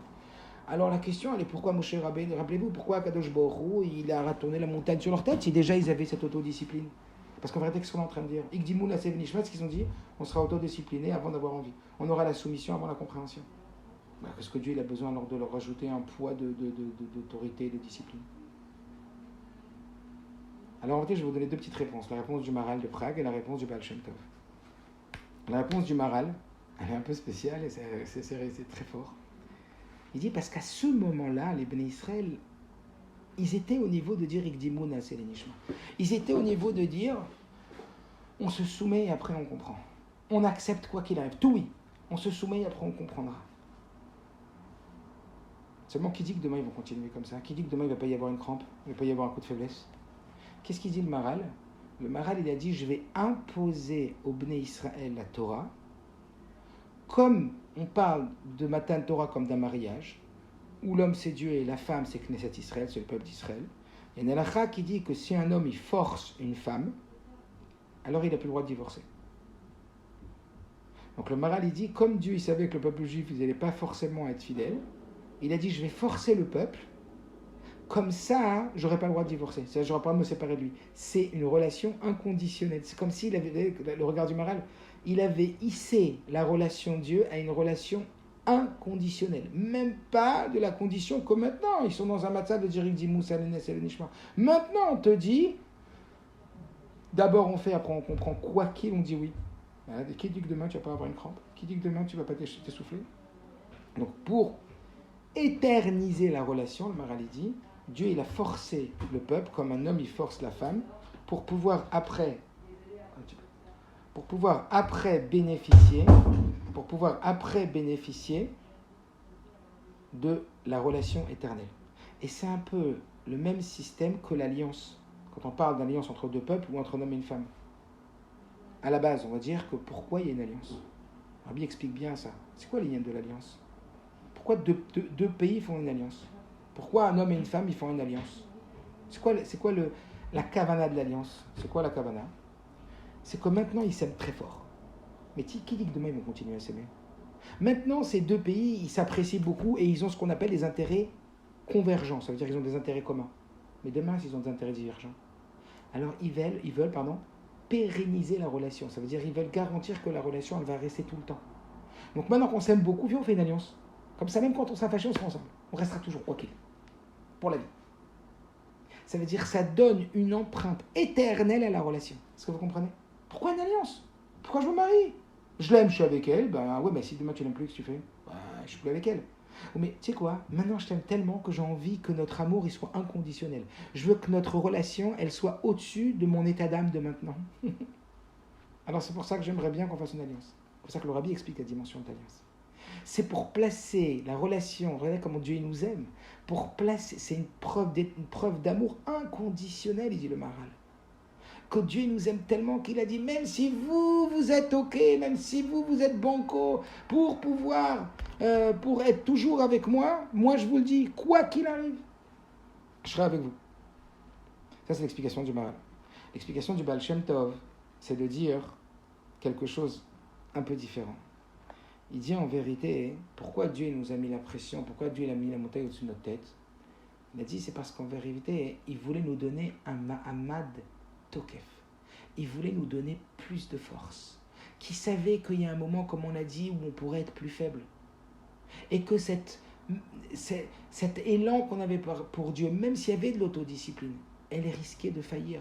Elle risquait de faiblir. Donc Akadosh Baruch Hu, il a donné un Mahamad Chazak, il a donné que le juif, il ait un Mahamad encore plus Chazak, il a une force encore plus grande de tenir, même quand c'est difficile, même quand il allait y avoir, on va dire, des difficultés, ça n'allait pas être simple, etc. Et bien même dans ce cas-là, oui, même dans ce cas-là, en vérité, Akadosh Baruch Hu, il va donner des forces. Donc c'est pour ça qu'il nous pousse à la soumission. À quoi ça, on peut dire que ça ressemble? Vous savez, dans l'entraînement, par exemple, une personne qui a un coach, elle va réussir, grâce au coach, à aller beaucoup plus loin que ce qu'elle aurait été elle-même. Un exemple, il y a des gens qui font des régimes, mais ils ne tiennent pas le régime dès qu'ils n'ont pas une nutritionniste qui les suit. Dès que la nutritionniste, elle les suit, waouh, ça tient. Un sportif, il va prendre un entraîneur. Pourquoi? Parce que le sportif, il est épuisé, ça y est, il a fait 30 km, il a couru, il est épuisé. Mais le coach, il va lui montrer qu'il peut encore faire 20 km. Et quand il a envie de s'arrêter parce qu'il a un coup de blues ou qu'il a un coup de fatigue, il va dire lâche pas. Comme on dit, il va être sur sa tête. Et pour le bien, les ma'aliuta. D'où le rabbi qui demande d'avoir un mashpia ou une mashpia. C'est fondamental, le rabbi demande ça d'une façon de chiyuv. Plusieurs fois, il a dit qu'il faut avoir un mashpia, en l'occurrence un coach. Quelqu'un qui va être mashpia, quelqu'un qui va aller voir chez toi. Est-ce que tu n'es pas en train de te laisser aller par rapport à ce que toi tu pourrais devenir? Et donc ça, c'est la notion que Kipalem Karkikikit. En plus que, comme vous savez, si vous avez déjà vu la Gemara, dans Tosfot, il dit que le fait que Dieu il a tourné la montagne au-dessus de leur tête, c'était pas en vérité une pression négative, c'est une pression positive. C'était qu'il arrive à montrer tellement de miracles qu'ils n'avaient plus le choix d'accepter. Parce que quand est-ce que tu acceptes toi? Ou quand on te met un pistolet devant la tête, on dit on va te tuer si tu le fais pas, ou on te met une batte, on va te frapper si tu le fais pas. Ou alors on te montre tellement de miracles que par l'influence positive, l'influence des miracles, il n'y a plus le choix de faire tchouva. Et c'est ça qu'il est question ici. Ce n'était pas une pression négative, c'était une pression agréable, une pression positive. La personne dit, ouais, si je vois des miracles, je suis obligé de faire tchouva. Ben, c'était ça. Ils ont vu tellement de miracles qu'ils disent faire tchouva. C'est ça qui est pas l'aime. Mais en l'occurrence, comme c'est le rabbi dit aujourd'hui dans notre génération, que le mashpia, il ne doit pas être un bal moussard, quelqu'un qui va te faire la morale, qui va te critiquer, au contraire. C'est quelqu'un qui va développer ton potentiel, qui va te montrer là où ça ne va pas, qui va te dire là où ça ne va pas, mais essentiellement qui va te montrer ton potentiel, qui va te montrer qu'en vérité tu es capable et qui va pousser ton potentiel. Ça, c'est la nekouda de Kipalem.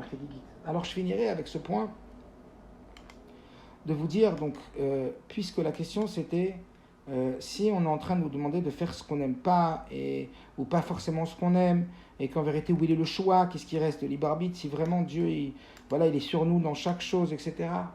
Alors on a dans le plan on a défini ce que c'était que on a défini ce que c'était que le libre arbitre bien clairement, et on a dit qu'en vérité le libre arbitre c'est quoi? C'est la capacité d'utiliser son potentiel maximum, pas tout son potentiel, mais son potentiel maximum, le haut de la montagne, le pic de la montagne. Ensuite, on a expliqué quelle était la vertu qui nous avait permis de recevoir la Torah. C'est Ikdimun Asel Nishma. Donc, c'est tout ce qui nous permet en vérité d'atteindre notre potentiel maximum. La soumission nous permet d'atteindre un potentiel encore plus grand que la compréhension. Seulement, la compréhension, elle a une qualité qu'il n'y a pas dans la soumission, c'est l'adhésion profonde. Donc, il faut comme on appelle ça une recette, il faut de la soumission et il faut de la compréhension. Seulement, il faut les mettre dans le bon ordre. Il faut que la soumission, elle soit avant la compréhension. Et quand la soumission, elle est avant la compréhension, alors c'est là que les Bnei Israël sont exaucés de recevoir la Torah. Cette dimension-là de pouvoir bénéficier de tous les avantages, toute la force que Dieu lui donne. De faire rentrer, comme on l'a dit, c'était quoi la liberté du juif? C'est de faire rentrer l'infini dans le fini. Que chaque acte qu'on fait, on ne réalise pas. Mais on est en train de les transporter dans une dimension éternelle. Triatametim, la résurrection des morts. Cette Triatametim, c'est nous. Et c'est quoi nous? C'est tout ce qu'on a fait aujourd'hui de façon temporelle, ça va devenir intemporel. L'effet papillon. Je ne sais pas si vous réalisez. C'est quelque chose d'incroyable. Maintenant, un écouda, je crois que j'avais déjà raconté, cette histoire qu'une personne a dit, mais c'est dur. Mais le rabbi dit, c'est dur parce que tu ne le vois pas comme des lingots d'or. Imagine, tu as un sac et on te met un lingot plus un lingot et un lingot d'or. Et à la fin, on te dit, oh là là, t'es fatigué, peut-être j'arrête. Mais non, rajoute, t'es peut-être fatigué, mais je m'en fiche, c'est des lingots d'or. Le rabbi dit, le problème, c'est que c'est pas lourd, c'est pas que c'est dur, c'est qu'on ne voit pas les mitzvot comme des lingots d'or. Quand on est conscient que les mitzvot, c'est des lingots d'or, alors on en veut encore et encore. Et ça ne peut pas fatiguer. Comme le rabbi dit, les diamants, on les compte, on ne se fatigue pas parce qu'on voit des diamants. Pareil ici, quand tu vois les mitzvot, comme tu es conscient et tu travailles ta conscience, c'est pas évident parce qu'on ne les voit pas comme ça. Sur terre, on ne voit pas les mitzvot comme ça. Mais la chassidoute, la Torah, elle est là pour nous amener cette conscience, cette vision, cet œil de bœuf qui nous ramène le Hémet. Et tout ça pour nous dire que Ratsa, Kadosh Baruch Hu, les Akot et Israël, Dieu il a voulu donner du mérite au Bnei Israël. Les Firach Rivalam Torah Mitzvot, c'est pour ça qu'il a rajouté tellement de mitzvot. Je crois que je vais déjà raconter cette histoire de cet ami et des deux copains qui étaient de classe et un qui avait plus de travail, et puis il est parti voir son copain. Puis il a dit à son copain, tu sais, j'ai plus de parnassa, ma femme elle m'a dit que ça ne peut plus durer, etc. Et j'ai pas où manger, j'ai plus rien de quoi payer le loyer. Il lui a dit, mais quoi? Mais moi, tu sais, c'est mon usine, viens travailler chez moi. Je crois que je l'ai déjà raconté. Tu viens travailler chez moi. Mais en vérité, j'ai un poste qui est vacant. Mais c'est pas vrai, il n'avait aucun poste. Mais il va lui créer un poste. Et il va le payer. Et au bout d'1 mois, il va lui dire, alors comment ça se passe? Il va dire, ça va, grâce à Dieu, je touche maintenant 1 500 € par mois, mais c'est évidemment pas suffisant. Alors lui, pour lui rajouter du salaire, il va dire, dis-moi, à midi, qu'est-ce que tu fais, toi? Il dit, à midi, j'attends que ça se passe l'heure, parce que j'ai pas de quoi acheter à manger au restaurant. Il dit, justement, moi, le coursier, il arrive toujours et la nourriture, elle est froide. Donc je t'en supplie, va me chercher, toi, à manger. En même temps, tu te prends à manger, en même temps, tu me prends à manger, et ça sera chaud, et en plus, je te payerai en heure sup. En fait, c'était que pour le payer en heure sup, vous avez compris? Et il fait pareil avec les heures sup le soir. En vérité, il n'a pas besoin de lui, mais il crée du travail pour lui donner un salaire supplémentaire. Jusqu'à ce qu'il arrive le mois d'août. Il lui dit, alors, mois d'août, tu pars en vacances? Il dit, non, je pars pas, je gagne 3 500 € par mois maintenant, mais j'ai pas encore de quoi payer en vacances. Il dit, justement, j'ai besoin de toi dans mon usine en Tunisie. Juste, tu l'ouvres le matin à 9h et tu la fermes à 17h. T'es d'accord? Évidemment, je te paye le voyage avec ta femme et tes enfants. Lui, il appelle sa femme, ça lui dit, monsieur, il embellit, ça va pas, on y va. Et voilà qu'il y va. Et donc, tout le mois d'août, il est en Tunisie, tout va bien, ou je sais pas où, imaginez où. Et puis le matin, il ouvre son usine, le soir, il ouvre l'usine, il fait rien pratiquement. Bon, et il est payé parce que c'est lui, soi-disant, qui a un rôle. Et il lui donne toujours un rôle pour ne pas lui faire honte. Comme il dit que quand on va faire honte à quelqu'un qui a besoin, alors on lui donne un travail. Et puis il se retrouve au mois de septembre, il arrive à Paris, il est tout bronzé, il a une nouvelle voiture de fonction et tout. Et puis il rencontre un ami qu'il avait vu il y a 1 an. Il dit, dis donc, depuis que ton patron t'a embauché, ça va mieux pour toi. Hein. Je lui dis, tu parles. Mon patron qui m'a embauché, ça va mieux pour moi. Moi, j'étais voir un ami, je croyais que c'était un ami. Je croyais que ça allait être la belle vie. Mais tu sais pas, depuis que je travaille pour lui, j'ai plus de vie. Je commence plus tôt le matin, je finis plus tard le soir. Même à midi, je lui livre à manger. Même au mois d'août, j'ai travaillé pour lui. Une espèce de fou. T'as pas compris qu'il fait tout ça pour toi? C'est pareil à Kadosh Baruch Hu. Dans chaque chose, il nous rentre un srar. Dans chaque chose, il a voulu en faire une mitzvah. Chaque chose que l'on touche, il a voulu nous le rendre une mitzvah, que ça devient éternel. Et nous, on grogne parce qu'on voit les choses du bas vers le haut. On voit pas les choses du haut vers le bas. Du bas vers le haut, on a l'impression qu'il nous épuise, le bon Dieu. Du haut vers le bas, il veut que nous donner du srout. Et nous, on ne voit rien. C'est fou. Alors oui, pour finir et finir. Oui, pour finir et finir. On a une part de choix. Où il est notre choix? Quand un professeur il donne une interro, un prof d'anglais il donne une interro avec deux réponses possibles. Est-ce qu'il t'a donné, il y a une bonne et une mauvaise, est-ce qu'il t'a donné cette interro pour que tu choisisses la bonne réponse ou que tu choisisses la mauvaise, ou il t'a donné en vérité cet interro avec la bonne réponse et la mauvaise pour que tu choisisses la bonne? Et si tu dis qu'il t'a donné l'interro pour que tu choisisses que la bonne, en vérité il t'a pas donné l'interro pour que tu fasses le choix de choisir ce que tu veux, le bien ou le mal, mais il veut que tu choisisses la bonne réponse. Seulement pour que le choix il vienne de toi, pour que le résultat il vienne de toi, il te donne la mauvaise réponse. Mais un bon prof, il n'a pas envie que tu choisisses la mauvaise réponse. Donc comme le rabbi dit, qui vous dit que le choix il a été créé pour que tu choisisses? Le choix, il a été créé pour que tu montres que tu ne choisis pas et que tu fais ce qu'Akadosh Baruch Hu veut. Ah, alors très bien. Donc en vérité, c'est ça la Nekuda. Quand on comprend quand même le mal, il vient de Dieu. Si quelqu'un, il vient, si moi, un rave, je viens, ou un mashpia, et je viens et je donne à un élève 100 € et je lui dis, va acheter de la drogue. On va me dire, c'est sûr qu'il a quelque chose derrière lui, c'est pas possible. C'est qu'il veut que je renonce. C'est comme l'histoire dans Tanya de la Zona. Il veut que je renonce en faisant ça en vérité. Donc Dieu, il a créé le mal pour qu'on renonce au mal. Parce que renoncer au mal, il n'y a pas plus haut. Kadit kafia sitrachara, quand on plie le mal, il n'y a pas plus haut. Qu'on a un attire qui fait des bina, on ne va pas expliquer maintenant, mais pour celles qui savent. Ça veut dire que la Nekuda, elle est que oui, dans la plupart des situations, Dieu ne nous a pas donné le choix pour choisir ce que l'on veut, mais pour au contraire prendre la bonne réponse. Comme un professeur qui donne un exercice où il donne le choix, mais il ne donne pas le choix pour qu'on ait le choix vraiment de choisir ce qu'on veut. Un élève qui a réussi, c'est quelqu'un qui va remplir très très vite la réponse. Ça, c'est la preuve qu'il connaît bien, c'est la preuve qu'il a acquis. Pareil à Kadosh Baruch Hu. Il veut qu'on choisisse le bien. J'ai donné le bien et la vie, etc. Et tu choisiras la vie. Est-ce que vous comprenez? Maintenant, est-ce qu'il y a du choix alors? Où il est moi ma particularité? Où est ma personnalité? Alors, oui, effectivement, ça c'est lié avec le Goral, c'est lié avec, comme la Gemara dit, que chacun il avait une mitzvah kobema avait zayert fait, que chacun il a des prédispositions, il y a un Issachar, il y a un Zevulun. Bien sûr que dans ce cadre et dans cette dimension d'utiliser toute sa vie pour la rendre éternelle, parce qu'en vérité on est en train de rendre notre vie éternelle sans s'en rendre compte, mais la Torah nous le dit. Et puis on a tous des prédispositions et des aptitudes différentes. On a tous une personnalité et des affinités. Mais bien sûr, utilise ces affinités. Regardez le Rabbi, combien il a promu, il a toujours encouragé toutes les affinités des personnes différentes. Mais utilise cette affinité, utilise ton esprit critique, utilise tes aptitudes, utilise ton développement personnel dans le cadre des règles de la Torah. Parce que c'est eux qui t'amènent à la véritable liberté. Ne sors jamais de ces règles de la Torah en croyant que grâce à ça, tu vas être épanoui et libre. Quand tu sens que tu vas être épanoui et libre et que tu sors de la Torah, c'est qu'en vérité, c'est une stratégie, un stratagème de celui qui veut te nuire et t'enlever ta liberté pour te faire croire que tu vas devenir libre. C'est comme un juif qui dirait, moi je veux l'esprit critique, je veux, comme on l'a dit tout à l'heure, pour un individu, c'est quoi la liberté? C'est l'esprit critique, c'est comme on l'a dit, liberté d'esprit, liberté de penser. Mais ça, c'est super pour un goy, mais pas pour un juif. Sinon, tu redescends au niveau du goy. Est-ce que vous comprenez?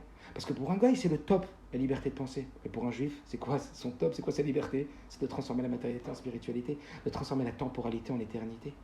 Mais dans ce cadre, la Torah mitzvot, dans ce cadre-là, évidemment qu'on te demande de t'épanouir, on te demande d'amener ta touche personnelle, d'amener ta sensibilité, d'amener ton épanouissement dans ce qu'on appelle d'ivrei réchoute, dans tout ce qui est permis. Dans tout ce qui est permis, amène ta sensibilité, ta façon de le faire, ton avantage, ta valeur ajoutée, ta particularité, ta touche.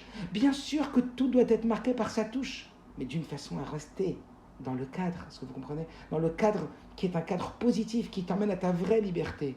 Et c'est en cela que, oui, le Rabbi, il a toujours promu, il a toujours développé, encouragé, encore une fois, Ait patrou ta'atzmit kechol efshari, t'as été fait par Dieu. Donc t'as été faite pour t'optimiser dans la dimension de l'éternité. On ne veut pas que tu réussisses que sur terre, on veut que tu réussisses pour le monde futur.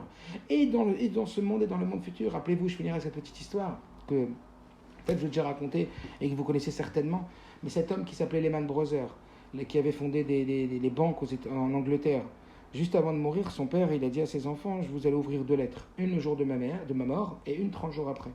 Et le jour de la mort, ils ont ouvert la lettre, et qu'est-ce qu'il y avait écrit? Mes enfants, je vous en supplie, enterrez-moi avec une paire de chaussettes. Et puis quand ils ont vu ça, ils ont demandé à la Chevra Kadisha. La Chevra Kadisha lui a dit bien sûr que c'est hors de question, vous n'enterrez pas avec la paire de chaussettes, parce que Minafarba la Fartachouv, il n'est pas arrivé avec des petites chaussettes, des petites soquettes bleues, donc il partira comme il est venu. Il est venu de la terre, il partira à la terre. Ils étaient un peu tristes, mais ils se sont dit qu'ils ne savaient pas ce qui était passé par la tête de papa, pourquoi il avait ce besoin, alors qu'après on n'a plus besoin de ça. Et 30 jours après, quand ils ont ouvert la deuxième lettre, comme c'était écrit, le père il leur disait, voilà, je voulais vous donner un dernier enseignement, même après mon départ de ce monde, avec une leçon avec que vous allez vivre. On a beau s'appeler Lerman, c'est-à-dire qu'il avait des biens immobiliers, il avait des banques énormes. Il a dit, on a beau s'appeler Lerman, mais quand on quitte ce monde, alors même une paire de chaussettes, on n'apprend pas avec nous, même quand on s'appelle Lerman. C'est-à-dire qu'il ne faut pas oublier c'est quoi l'essentiel et c'est quoi le secondaire.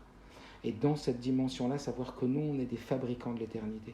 Et quand on prend conscience de ça, alors la liberté, elle prend un autre sens. Alors on voit les choses avec un autre œil. Alors on aspire à avoir d'autres objectifs. En même temps que, bien sûr, on ne peut pas dire que Dieu il nous a créés pour être des juifs qui allons transformer la matérialité, la temporalité en intemporalité, en étant frustrés, bien sûr que non. C'est juste qu'on va trouver sa place et on va trouver son équilibre et son épanouissement au sein de ce développement-là. Voilà.